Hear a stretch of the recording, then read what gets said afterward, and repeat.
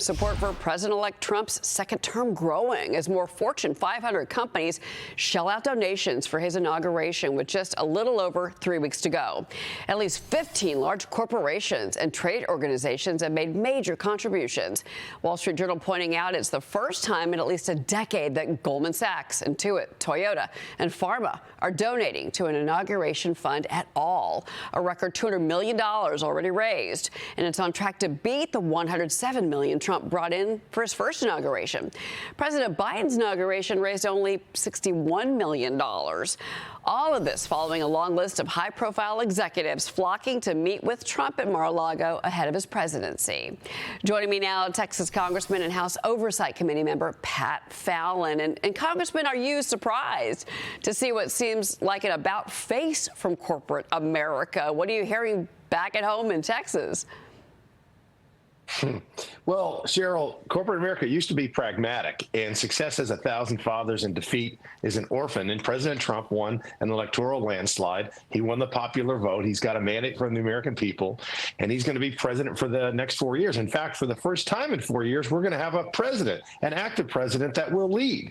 And so corporate America knows that President Trump will get things done. The rhetoric he has on the campaign trail matches what he does in office. So they're paying attention and they're getting in line. It's so interesting to see this about face from these companies, sir. You know, President Trump is planning a big crackdown on illegal immigration during his first days in office. His incoming border czar, Tom Homan, telling Fox Business that this week that here's what it's going to cost. Watch. We are talking about the biggest national security vulnerability this country has. $86 billion is a start. We need at least that to do this operation. So it might be costly, but this is what the American people voted for, sir. And some Democrats across the country are now preparing resistance efforts to counter these plans. In fact, according to Politico, California Governor Gavin Newsom is considering a, quote, immigrant support plan for undocumented residents. That includes a support network of regional hubs to connect people at risk of deportation. I want to get your thoughts on the money that Congress is going to have to come up with to fund these deportations. And then also, you know, Gavin Newsom's reported resistance, obviously he seems to be gearing up for another year, and that's 2028. Well, the Federation for American Immigration Reform has studied this and estimated that the cost to the American people on an annual basis is $150 billion. So to spend $80 billion to save over the next 4 years, $600 billion is actually a very fiscally conservative approach. And that's what the American people demand, because it's not just about dollars and cents. It's also about safety. And if you're not safe, then you're not free. And in Texas alone, Cheryl, we've had in the last 13 years, we've had 299,000 illegal immigrants arrested, charged with over 513,000 crimes that resulted in 187,000 convictions. So imagine what that number is if you extrapolate that over the other 49 states. So if Gavin Newsom wants to go the other way, let him.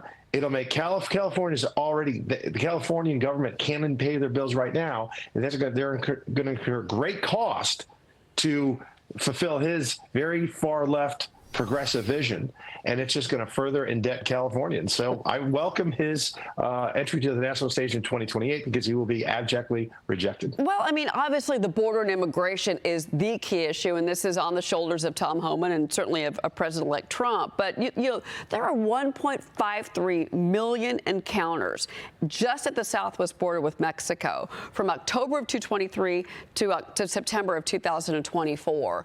Now, the Biden administration's trying to, say, well, encounters are down, but you have to wonder if that's because the cartels and the traffickers know that the administration's about to change.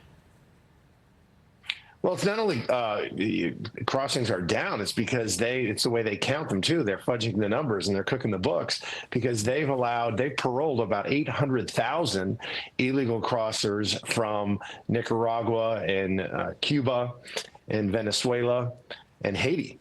So those aren't real numbers comparing apples to apples. What we do know is 11 million people have crossed this border illegally.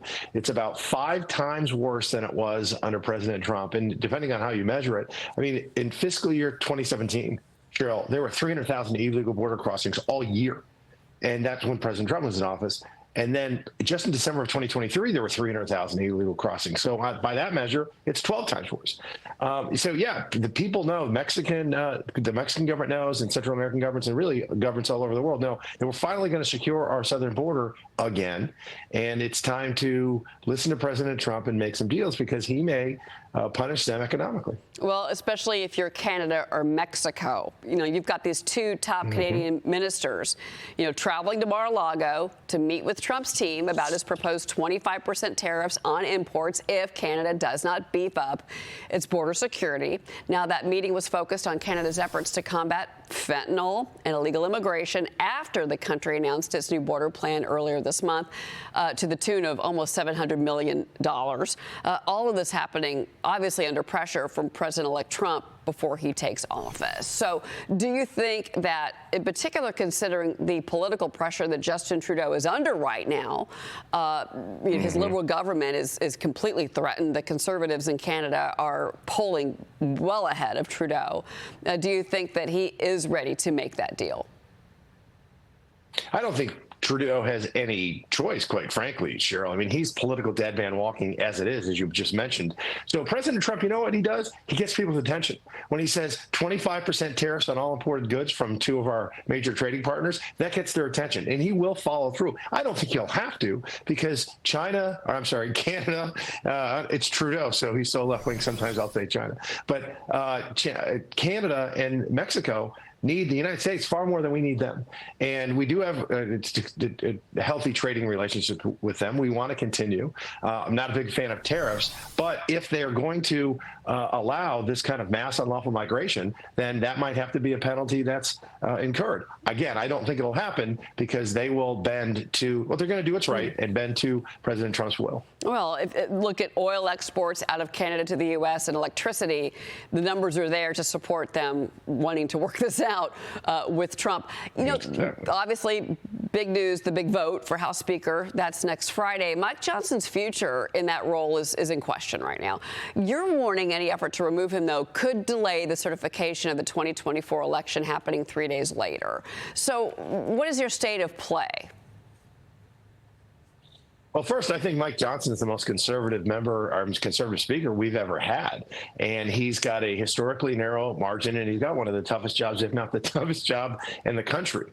Republicans we're not sheep. We don't just do as the leader says. We're all, it's like herding cats, but not little house cats, like big lions, you know, on the Serengeti. We all have our say. So Mike's got a difficult job, but he's done a great job over the last 15 months, considering the situation. He's got an excellent relationship with President Trump. I mean, can you imagine John Boehner or Paul Ryan going to a UFC fight with Donald Trump? There's no way that would happen.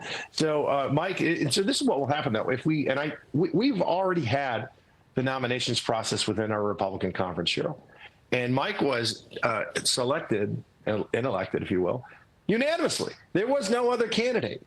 And I believe the Republican conference, we're people of our word. So we've all already pledged to go and vote for Mike on the House floor. And I think we should do that, because if we don't, we can't get sworn in. And if we're not sworn in, we cannot certify the presidential election on January 6th. So I don't want Joe Biden to be in office 1 second longer than constitutionally necessary. So I want to get this done. Mike's the person. He's the right man, right place, right job, and at the right time, quite frankly. And let's move forward and, you know what, fulfill the promises that we've made to the American people on the campaign trail this past November. And start the 100 days, the beginning of the presidency, day one in particular. So many issues are at stake for the American people right now. Congressman Pat Fallon, Congressman, thank you.